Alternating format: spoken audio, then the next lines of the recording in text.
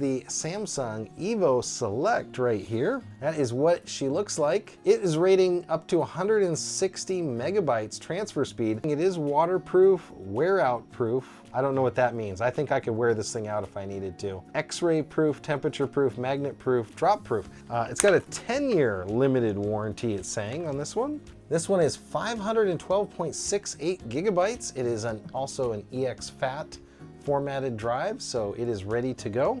And we're gonna make sure that it is also titled Untitled, which it is, and I'm gonna say open.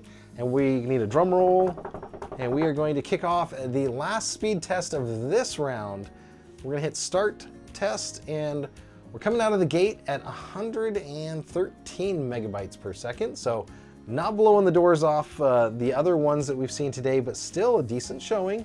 And for your standard 4K drone or footage for your DSLR, things like that, this is gonna work great. So you can look in here. This is gonna handle up to 4K, 8K if you're doing H.265 compression. If you're doing raw footage and other stuff, you're looking at 1080, but most things do some sort of compression higher than ProRes. So 107.7, this will be 108 and 148. So kind of a middle of the pack showing. So this is the 512 EVO. It's not SSD speeds, but it's not slow. Like, that's very reasonable. I'm gonna run this card through the base QI adapter, the one that we just tested. So this is going through the base QI adapter.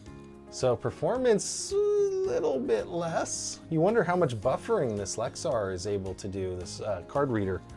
That's a great test of the card reader if the raw adapter can't get quite there. So that's a pretty precipitous drop on this card, going through this adapter versus going through the other. So it came out as 60.